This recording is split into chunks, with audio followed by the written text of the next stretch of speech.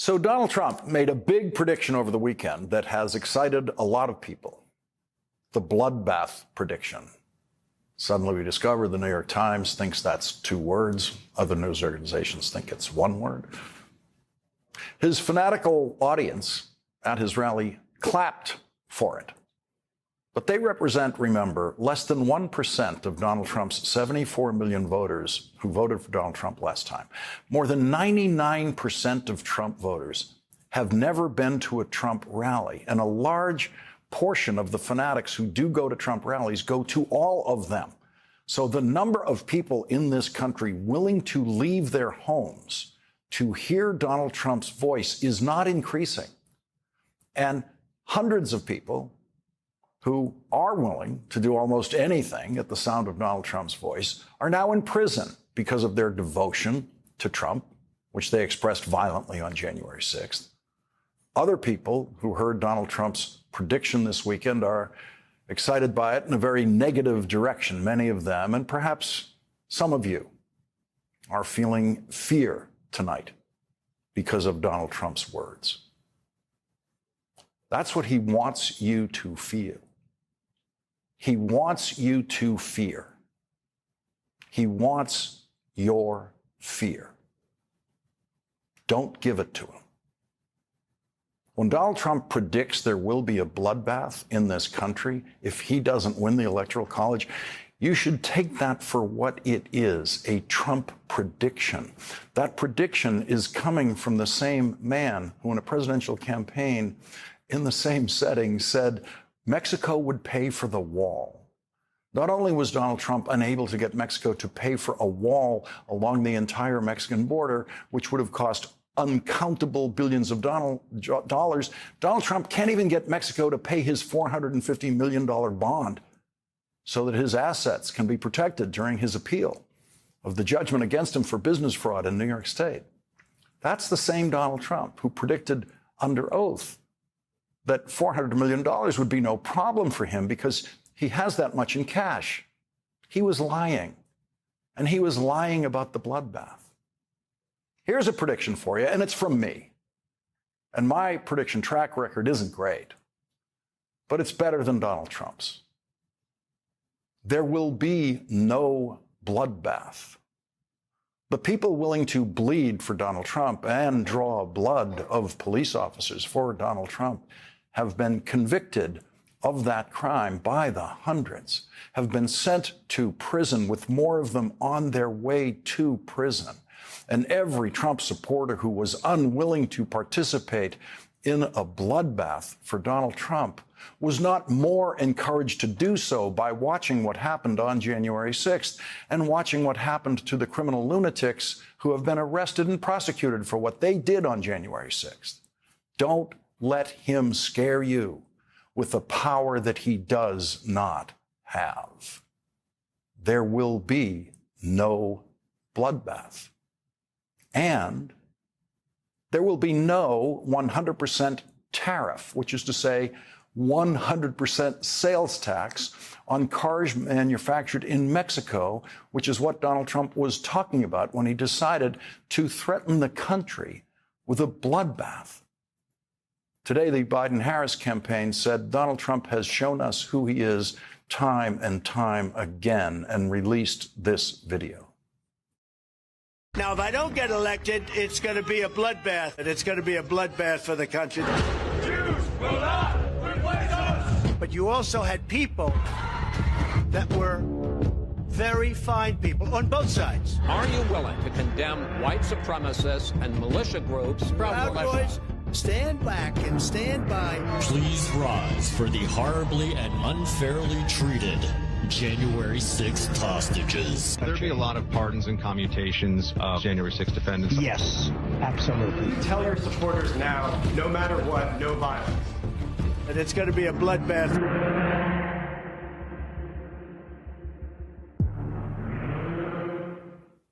You can be sure that the news organizations that provided nothing short of hysterical coverage for days over President Biden saying the word Mexico when he meant the word Egypt in an otherwise completely cogent assessment of the crisis situation in the Middle East will have much less to say about Donald Trump's bloodbath prediction. And they will probably have nothing to say about the other insanity that came as the gift wrapping on the bloodbath prediction. Donald Trump actually got applause from the most uninformed voters who have ever listened to a political speech when they clapped for the bloodbath and they clapped for Donald Trump's promise to double the price of new cars in America. Yes, he predicted both of those things at the same time, doubling the price of cars manufactured in Mexico and sold in the United States, and the bloodbath were wrapped up together in that speech in which he blamed Joe Biden for cars being manufactured in Mexico. We're going to put a 100% tariff on every single car that comes across the line, and you're not going to be able to sell those cars. If I get elected, now, if I don't get elected, it's going to be a bloodbath for the whole. That's going to be the least of it. It's going to be a bloodbath for the country. That'll be the least of it. But they're not going to sell those cars. Okay, so while promising a bloodbath, Donald Trump promised that a $40,000 Ford manufactured in Mexico will now cost $80,000 next year. That, of course, would help raise the price of every other car on the market in the United States. And Donald Trump's fanatics at the rally, many of whom drove there in cars manufactured in Mexico, clapped for that. They all believe the Trump lie that tariffs imposed by Donald Trump are paid by other countries. Maybe it's because of the history of the Boston Tea Party, but when I was a kid, every elementary school student in Boston knew more about international trade than Donald Trump and his followers do now. Donald Trump will not impose any tariffs, which are actually American sales taxes, on cars manufactured in Mexico because those cars are manufactured under the revised NAFTA agreement that was signed by Donald Trump. Donald Trump personally agreed to every one of those cars being manufactured in Mexico right now. And Joe Biden had nothing to do with that agreement. Donald Trump and his followers do not know that since NAFTA was approved in 1994, the United States has almost double the number of cars manufactured in the United States. In 1993, the year before NAFTA, 4.5 million cars were manufactured in the United States. And last year, 7.6 million cars were manufactured in the United States, something that couldn't possibly have happened if you listen to Donald Trump. And what Donald Trump and his followers don't seem to realize is that foreign automobile manufacturers are now manufacturing cars in the United States and adding to our total. Most BMWs sold in America are manufactured in the Republican state of South Carolina. Volkswagen manufactures cars in the United States. Toyota manufactures cars in the United States. And so foreign competition has, in fact, made the American automobile industry stronger, and it has made American cars better, which is exactly what classical capitalist theory tells you competition is supposed to do. And that is what Republicans used to believe. But now Republicans believe anything Donald Trump tells them. And sadly, many people who oppose Donald Trump believe every threat Donald Trump issues. That is exactly the way Donald Trump wants it. And that is exactly the way Vladimir Putin wants it in Russia. Vladimir Putin wants the admiration of people who support him, and he wants the abject fear of people who oppose him. Alexei Navalny would not give Vladimir Putin his fear. And Vladimir Putin simply could not bear the fact that Alexei Navalny did not fear him.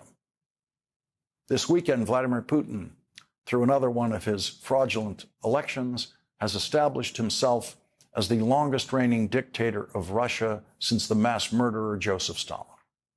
Vladimir Putin desperately wants Donald Trump to win the Electoral College, because if Donald Trump does win the Electoral College, then Vladimir Putin believes he will finally be able to have the bloodbath in Ukraine that he has been dreaming about. Vladimir Putin will do everything he can, once again, through disinformation and possible espionage and all the other activities that were documented in the Mueller investigation of the 2016 election, to try to win the Electoral College for Donald Trump once again. And if that happens, Donald Trump will be very grateful to Vladimir Putin once again. And Donald Trump will try in every way that he can to emulate Vladimir Putin and to support Vladimir Putin. And in this country, all that it takes to stop Donald Trump is voting. It doesn't take courage. It doesn't take the kind of courage it took for Alexei Navalny to try to stop Vladimir Putin. Donald Trump can be stopped with votes. You can shut him up about bloodbaths with votes. Donald Trump is the world's weakest aspiring dictator. You have power over him. If he can't get your vote, Donald Trump wants to get your fear. Alexei Navalny would not let Vladimir Putin have his fear. Don't ever let Donald Trump have yours. Leading off our discussion tonight is Timothy Snyder, professor of history at Yale University. He is the author of The Road to Unfreedom: Russia, Europe, America. Professor Snyder, I'm so eager to have you in this discussion tonight after this weekend where Vladimir Putin manufactured his continuing ruling for life, now going to break Joseph Stalin's record, and an American presidential candidate, former president, talking about bloodbaths and then defending it, saying, oh, no, I was really just talking about importing cars from Mexico. These things do not seem unrelated. Well, they're related at the highest level and also at the lowest level. The highest level is that kind of acclamation process that we just saw in Russia, where you have a fake election, the point of which is just to prove that the authorities can make you show up, if necessary, at gunpoint. That kind of acclamation is the kind of thing that Trump openly dreams about. If we did have a President Trump for a second term, third term, fourth term, that's the evolution he would be aiming for. And he tells us this all the time. But also, as you suggested earlier, it's connected at the lowest level, that the Russians are very keen to have a Trump in office because that is their hope to win in Ukraine. They're also very keen to have a Trump in office because he is a weak, financially dependent, emotionally dependent sort of man who they believe is subject to manipulation. And you don't have to take my word for it. They say as much on their television programming practically every night. In fact, this evening, they said so as well. Professor Snyder, when Donald Trump says these things, bloodbath, it seems to me that fear is exactly what he's going for. That's the result he wants. He either wants support and acclamation and admiration and votes, or he wants fear. He wants both of those things at the same time, it seems. I mean, the way that politics works for Trump is everything is a kind of submission chain. Everyone has to be above or below somebody else. So he's below Putin, and his followers are below him, and people just are supposed to imitate other people and demonstrate their obeisance, demonstrate their weakness, demonstrate their submission. It's all about submission for him. That's what politics is all about. So yes, he's trying to make us afraid, and but we don't have to be as courageous as the Ukrainians who are defending their democracy with their lives. We don't have to be as courageous, as you mentioned, as Navalny, who would be the real opponent to Putin, and of course, who Putin had killed. All we have to do is not be afraid, organize, knock on doors, make phone calls, and vote. When Trump talks about a bloodbath, he's talking about his dream scenario. I think he knows he doesn't have enough votes to get close. I think what he's talking about is getting close enough that he can then scare people. So we have to make sure that he doesn't get close enough. And we also have to make sure that people aren't scared. And there will be, if there's going to be a bloodbath by Donald Trump winning the Electoral College, Ukraine is the place you would look to for that. Ukraine is where it all comes together. I mean, among the many other terrifying and terrible things Trump has said, he's spoken of cutting off aid for Ukraine. He's spoken of how Ukraine could or should lose this war. He thrills openly at the prospect of making Ukraine dependent upon him. But it's interesting. I mean, even without U.S. aid for the last 6 months, they're still fighting. They're still doing creative things. They're still winning victories. They're still setting an example which says, you know what, even when it appears that you're in a weak position, you can still fight on. You can still make a case. You can still defend your own democracy. So there's a lesson there for us. Yale professor Timothy Snyder, thank you very much for joining us tonight. Glad to be with you. Thank you.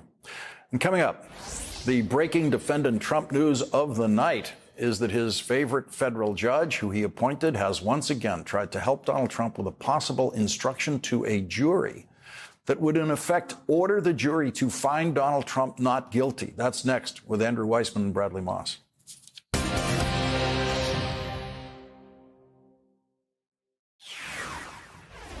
In the breaking defendant Trump news of the night, Donald Trump's favorite federal judge, Aileen Mercedes Cannon, who was appointed by Donald Trump, has once again issued a stunning order that reeks of both ignorance of the law and a blatant desperation to help defendant Trump in every way she possibly can, presumably so that defendant Trump can once again become president and appoint Judge Cannon to the United States Supreme Court after making Clarence Thomas an offer he can't refuse to retire from the court for a plush retirement in the lap of luxury financed by billionaires. Judge Cannon issued an order at 6:27 p.m. about possible jury instructions in a case charging Donald Trump with violations of the Espionage Act for his illegal possession of classified documents and other government documents owned by the United States government. In that order, Judge Cannon reveals that she is considering a possible jury instruction that would require the jury to find Donald Trump not guilty because that jury instruction would say, quote, a president has sole authority under the Presidential Records Act to categorize records as personal or presidential during her presidency. An outgoing president's decision to exclude what she considers to be personal records from presidential records transmitted to the National Archives and Records Administration constitutes a president's categorization of those records as personal under the Presidential Records Act. If you think you heard an order in there to the jury to find Donald Trump not guilty, you're right. You did. What are Special Prosecutor Jack Smith's options in preventing the judge from using that jury instruction? For the answer to that question, we turn now to Andrew Weissman, former FBI General Counsel and former Chief of the Criminal Division in the Eastern District of New York. He is the co-author of the best-selling new book, The Trump Indictments. Also with us, Bradley Moss, a national security attorney who represents people who work in the intelligence community, has experience with these cases. Andrew Weissman, I have never seen a draft jury instruction quite like it. What are Jack Smith's options here? Well, there's a reason you've never seen anything like it. I don't think Bradley and I have either. Last week, Bradley was trying to come up with the best Yiddish phrase for this. And I have sort of two M words for you. Meshugana, which is what this is, because the choice that was given by Judge Cannon to the parties is to ask Jack Smith, so please draft a jury instruction assuming that the earth is flat. Mm-hmm. And the second one is please draft a jury instruction assuming that the earth is square. And so the second M word is mandamus. Mandamus is the ability to, it's not an appeal, it's for extraordinary actions by a district court that so clearly violate the law that you can appeal it right then and there. It's a very tough standard. But at this point, what she did today is so nutty and so against a point that Bradley's been making, which is that the 11th Circuit has actually already decided this issue, and what she has proposed is against what the 11th Circuit has already reversed her on. So I really think, to the extent that you think that she is engaging in partisanship, which I do, there really has to be a time that you take her up on it and you do this mandamus to get to the 11th Circuit before she gets to trial, because that's when she has the unilateral ability to thread this case out, and it cannot be appealed. So I was just checking the calendar on my phone to make sure. Yeah, it's March 18th. It's the day after St. Patrick's Day. I should have known that, I guess. And Bradley, the deadline is April 2nd, issued by the judge for Jack Smith and defense counsel to respond to possible jury instructions. What happens next? What happens between now and April 2nd? So Jack Smith, if he doesn't take Andrew up on his idea of seeking mandamus, and I actually don't think they're going to do that yet. I think they're going to try to fashion a response to this to basically say, all right, Judge, I'm not sure where you were going with that, but no, that's not how this works. If you think that's the state of the law is what you put in that second line item, that's fine. Issue a ruling, grant Trump his motion to dismiss as he outlined it under the Presidential Records Act, and we'll take it to the 11th Circuit. But that's an issue of law for the judge. That's not an issue for the jury. There's nothing for the jury to do with that instruction. If that was what they went to trial with, if I was Trump's lawyers, I'd sit there, take a nap through trial, play Candy Crush, and then the moment the government rested, say, I move for a directed verdict for acquittal, because you can't lose, because the jury instruction automatically grants you a win. So, yeah, they've got to push back. I think they've got to do that before they try mandamus. So everyone is interested in schedules here. Obviously, delay is at hand with what happens next, Bradley, one way or the other. Yeah, I mean, so the bigger issue here is obviously we're supposed to go to trial on this one in May. That's already, everybody's agreeing it's just not going to happen at this point, especially with how long she took with the classified issues. Now we're talking about, okay, July, August. So one, why are we even discussing jury instructions in March? Now we're close to that yet. But two, if we have to deal with the idea of going up to the 11th Circuit, how long does that take?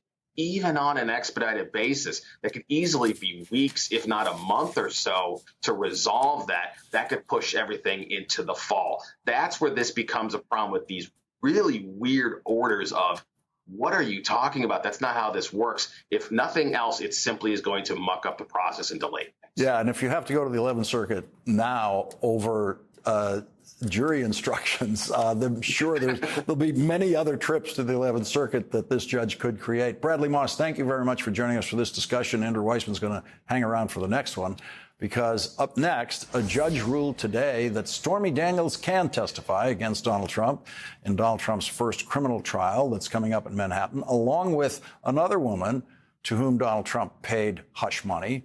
And the Chubb Insurance Company has decided to stop helping Donald Trump post his bond after we described on this program last week how the Chubb Insurance Company helped Donald Trump post bond in the E. Jean Carroll case. That's next.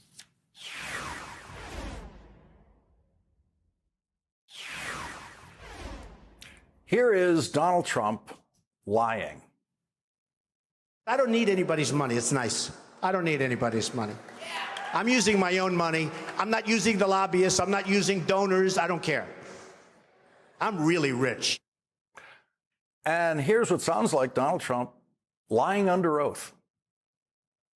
I don't need the money. You probably see the cash. We have a lot of cash. I believe we have substantially in excess of 400 million cash, which is a lot for a developer. Developers usually don't have cash. They have assets, not cash. But we have, I believe, 400 plus and going up very substantially every month. Going up every month. Huh.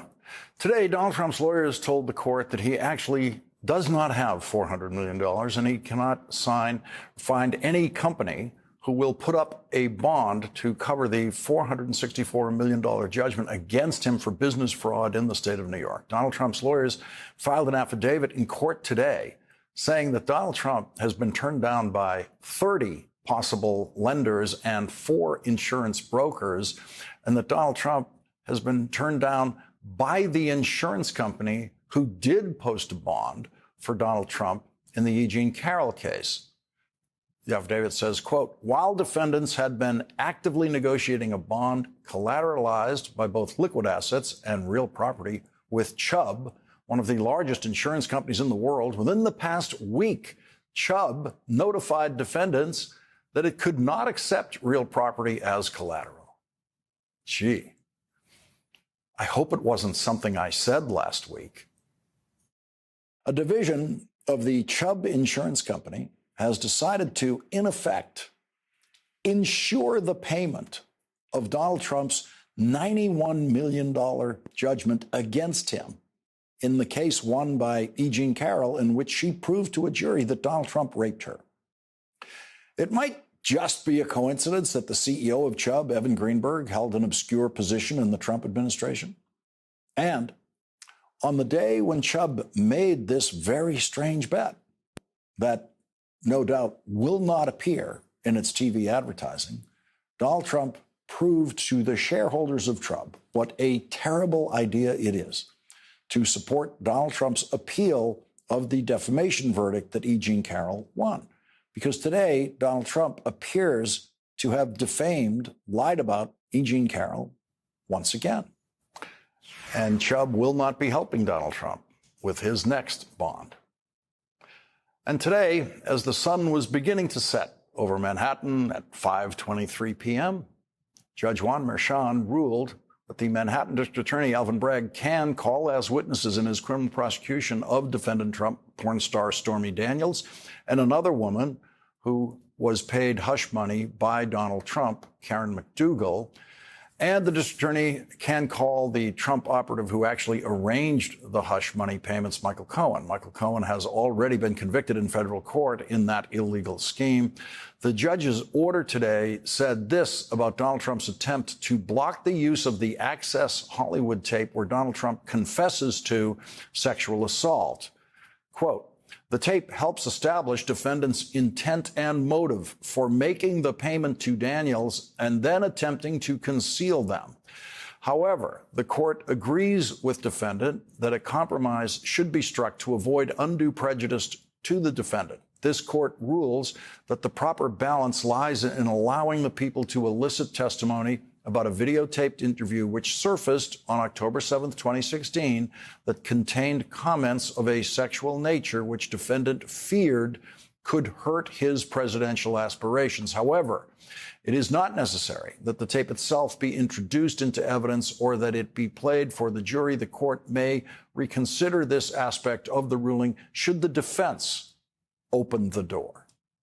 Andrew Weissman is back with us. And Andrew, we saw today that Donald Trump cannot possibly come up with a way as of now to make his bond in the nearly $500 million case, which is something that seemed to be the situation. The more we looked at his finances, it was hard to figure out how he's going to be able to do this. Turns out he can't. Yeah. So, as you pointed out, he certainly has not been truthful by all accounts with the public about his assets. I'm not even sure he's really representing to the court accurately what's going on.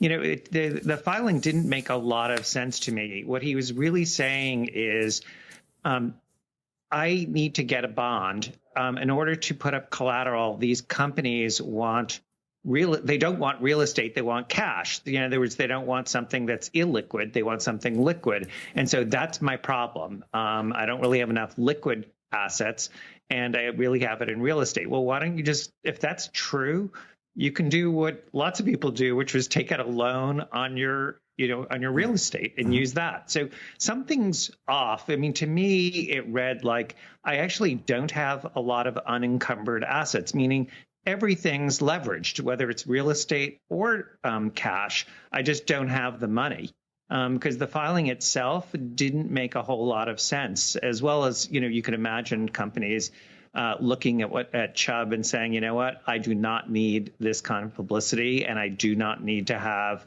my fate tied to a man like this who is going to fight me every which way to make sure that I don't make out well. So it's an odd filing. The one thing I would just note is that the court could reduce the amount of the bond. That is the one legal out that Donald Trump has. The state obviously has opposed that, but that is one thing we are waiting on to see whether they would reduce the bond from the sort of $450 million to something lower. Well, he did struggle to get the $91 million bond in E.J. and Carroll's case, so who knows how low it would have to go. Andrew, with you here, and I know Rachel would want to ask you about this, so I will. The possibility of Paul Manafort coming into the Trump campaign once again after you prosecuted him, had him convicted, and then, of course, Donald Trump pardoned him. What would that mean to the Trump campaign? Well, it's worth remembering that that Paul Manafort was convicted of 8 felony counts by a jury. They were the ones who convicted him beyond a reasonable doubt, unanimously. Paul Manafort then pled guilty to additional crimes. He also committed crimes while he was out on bail. That's why he ultimately was sentenced and sent to jail pending the end of his case. That's why he actually did time before he was pardoned. To me, I think that this is just a complete reflection of Donald Trump saying, I want to free the hostages who are convicted criminals. This is the same. He is basically saying, I want my campaign to be run by felons, if the reports are true. I'm happy to pardon people who engaged in insurrection. He's really running as an outlaw. And it's just remarkable when you think about what the Republican Party used to stand for in terms of, backing the blue and being pro-law enforcement. There is nothing less pro-law enforcement than having a campaign manager convicted of multiple felonies. Andrew Weissmann, thank you very much for joining us again tonight. Always appreciate it. You're welcome. Thank you. Coming up, the highest-ranking Jewish elected official in the United States, the Brooklyn-born Majority Leader of the United States Senate, Chuck Schumer, is now in a sharp public argument against Prime Minister Benjamin Netanyahu that was unimaginable right up until the moment it happened. That's next.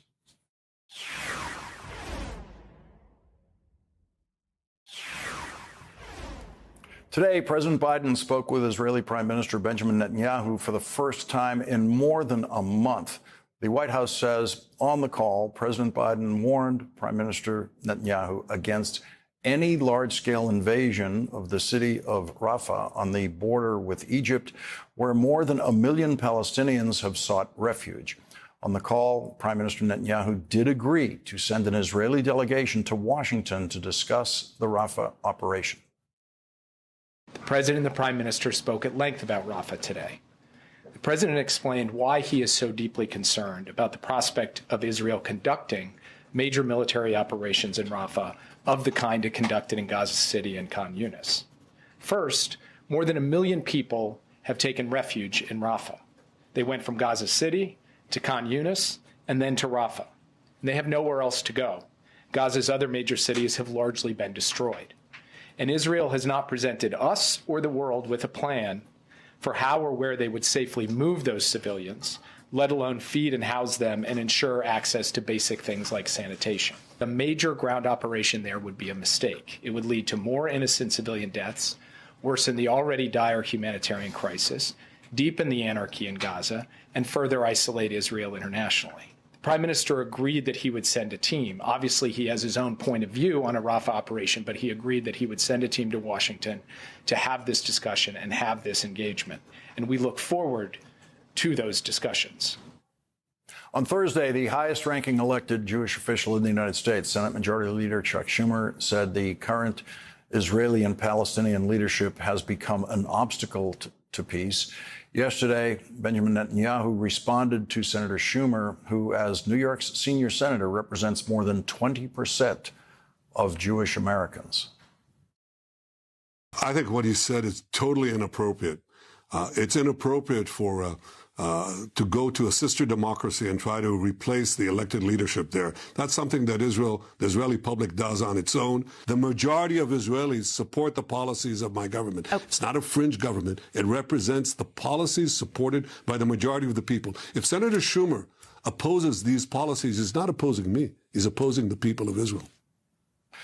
Joining us now is David Rothkopf. He's the foreign affairs analyst and columnist for the Daily Beast. He is also the host of the Deep State Radio podcast and an MSNBC political analyst. Peter Beinart is with us. He's a professor of journalism and political science at the City University of New York.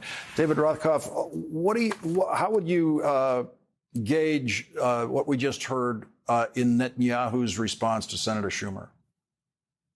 Well, I guess the question is, how many times can he lie in such a short clip?